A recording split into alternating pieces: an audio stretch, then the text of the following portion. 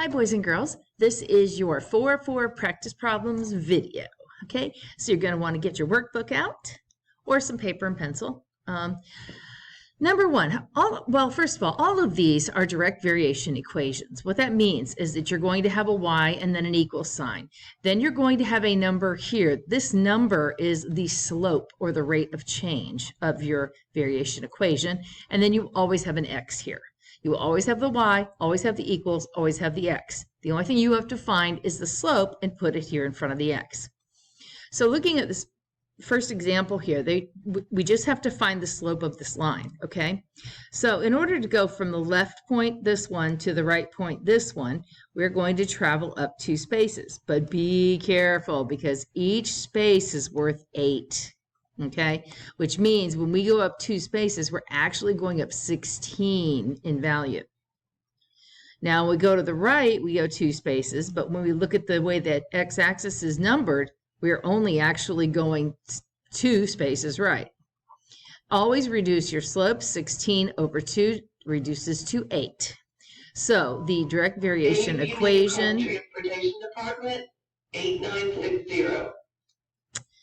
Okay, so the way we write this, we always have a y, we always have an equal sign. We put the 8 where the slope goes, and then we put an x. That is our direct variation equation. Now, they also want you to interpret the meaning of the constant of variation. The constant of variation is your slope. So what does 8 mean for us? Well, if we look at the graph, we're going to notice that when we go buy 1 movie ticket, we spend $8 on it. If we buy 2 movie tickets, we spend $16. If we buy 3 movie tickets, we spend $24. So what the 8 means to us is that movie tickets are $8 a piece. Right. Pretty easy, right? Let's look at number 2.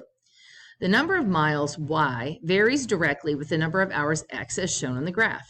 Write a direct variation equation to represent this relationship. Then identify the constant of variation and interpret its meaning. Again, same thing. Find the slope, stick it in the box, and then tell them what it means, okay?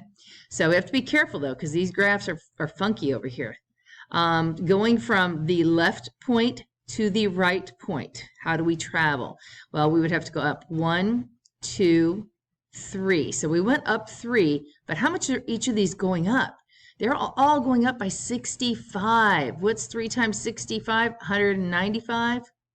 Hope I'm doing math correctly in my head. Up 195. Oh, I have a handy-dandy calculator. I could check it. 65 times 3. We'll be on the safe side. I don't want to give you the wrong answer and everybody miss it. No, it is 195.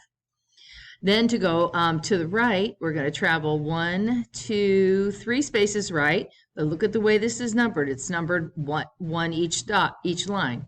So we only did travel 3 spaces. Okay.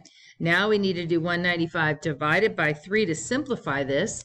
And we get that our rate of change or our slope or our constant of variation is 65. All right, so we write the equation y equals 65x. All right, what does the 65 mean? Well, look at the graph. If you go 1 hour, you travel 65 miles. 2 hours, you travel 130 miles.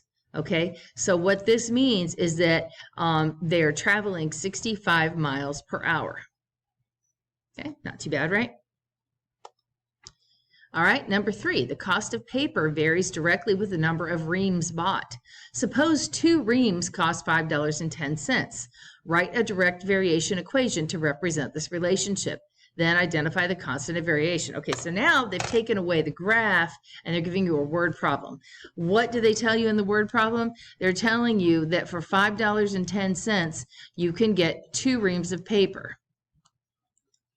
What you want to know, the constant of variation, is how much is 1 ream of paper? We need a unit rate. So if we divide the top and bottom by 2, this would be 255 for 1 ream of paper. So our equation would be y equals 255x. And that means that 1 ream of paper is 255. That is the meaning of the constant of variation. Okay. Number 4, the amount of flour needed for a recipe varies directly with the number of servings planned. 3 servings require 4.5 cups of flour. So 4.5 cups of flour will give us 3 servings. How much would be 1 serving? All right, we need to take 4.5 and divide it by 3 to be 1.5. All right, so 1.5 per serving. So our equation is y equals 1 1/2. And I've just done a bad thing because I told you never write slope as a mixed number, and we should not do that. Write slope as an improper fraction. This is the better way to do it. Okay, so this is our direct variation equation. The 3/2 tells you that 1 serving is 1.5 cups of flour. That's what it means. So that's how to do it if they give you words. Now they're giving you a table, all right? The distance a bus travels varies directly with time as shown in the table. Write a direct variation equation to represent this relationship, then identify the constant of variation and its meaning. How is x changing? This has gone up by 1.5, up by 1.5, up by 1.5. So x is going up 1.5 each time. How is y changing? Ooh, I'm going to need a calculator for that one. Okay. So to find out how that's changing, I'm going to do 187.5 minus 93.75. All right. 93.75. Did I put that in right? Let me try 281.25 minus 187.5. 93.75. Okay, so each time this is going up by 93.75. So this is going up by 93.75. Now we put the change in y, 93.75, over the change in x, 150 or 1.5. And we simplify that by doing 93.75 divided by 1.5, and that gives us 62.5. So our equation is y equals 62.5x. And what does it mean? Well, we have time and the distance that a bus travels, and time is in hours. So every hour the bus travels, it goes 62.5 miles. That's the meaning. Here we have water pressure. We're going to do the same thing. This is just a table. All right. How is x changing? Well, from 66 to 99 is an increase of 33. And from 99 to 132 is also an increase of 33. So x is going up by 33 each time. How is y changing? Y is going up by 14.5. Up by 14.5. So y is going up by 14.5. The change in y goes over the change in x. Go ahead and simplify that. You don't want a fraction with decimals in it. That's just nasty. 14.5 divided by 33 is, oh, that's not good either. Well, okay, that turned into a really nasty decimal. So here's what we're going to do. We want a fraction for slope, but we cannot have a decimal in our slope. So how can I get rid of this decimal? Well, I know if I multiply this by 2, this will become a whole number. So that's what I'm going to do. I'm going to multiply top and bottom by 2 to make it a whole number. Okay, 14.5 times 2 is 29, and 33 times 2 is 66.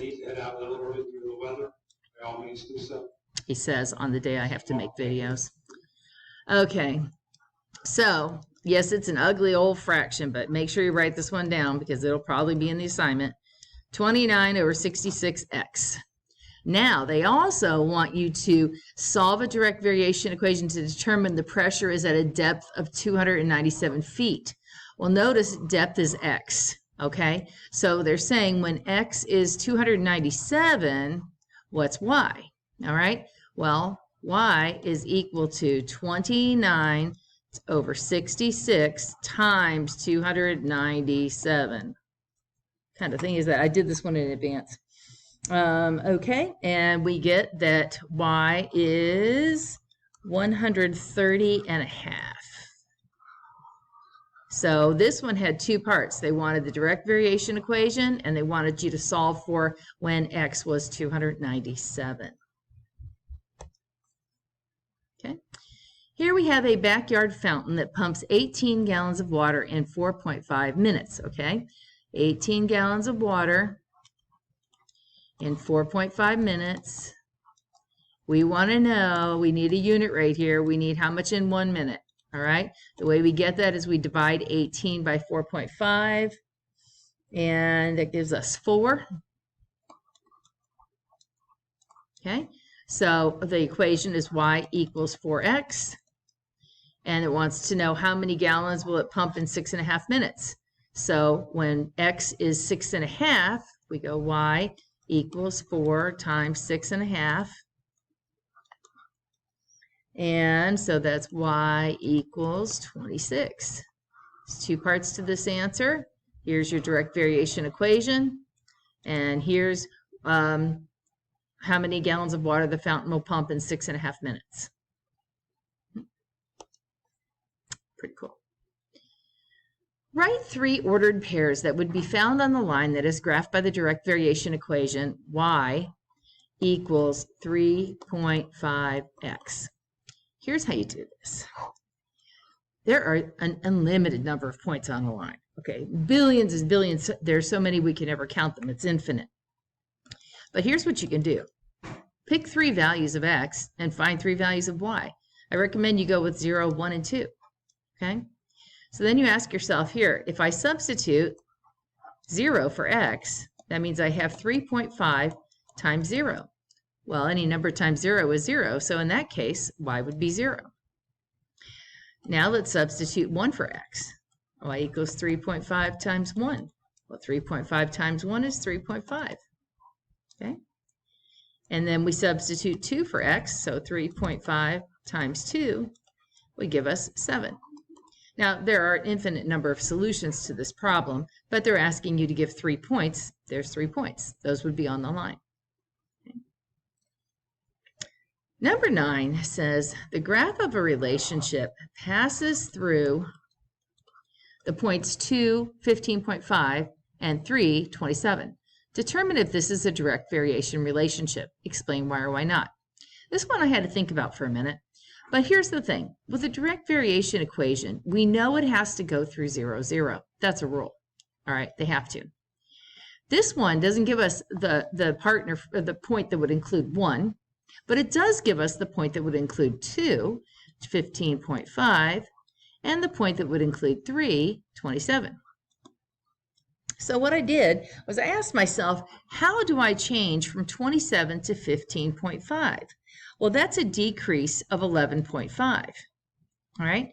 So if I decrease this by 11.5, the same, I know it's a straight line, I will get 4. But if I decrease 4 by 11.5, do I get 0? No. So this is not a direct variation equation because it does not pass through the point 0, 0. So no, because this. We're getting there. Choking. Let's see. The cost of apps varies directly with the number of apps purchased. Aditi, who would name their kid that? Aditi bought 4 apps for a total of $516. She found the direct variation equation below for this relationship. Find her mistake and correct it. Well, the problem is that the 516 was for 4 apps.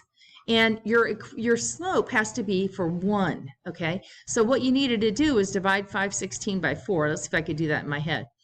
It would be $1. I better, no, it'd be $1.25 plus $1.29, I think. I'll just do it on the calculator. I don't want to tell you wrong. I want to say it's $1.29 now. $1.29. Right. So it should have been y equals 129x because the unit rate should be there, not 516. That's how much 4 apps cost, not 1. This question we're going to skip. This is more of a discussion question. You're supposed to be in groups and talk about that. And so that brings me to the end of the practice problems. And apparently that's all you need to know. All right. So just remember that the constant of variation is basically your slope. All right, we're still finding slope from tables, lines, and word problems. Okay, so go ahead on over to McGraw-Hill and get that practice assignment done. And I know you're going to do great on it. All right, see you later.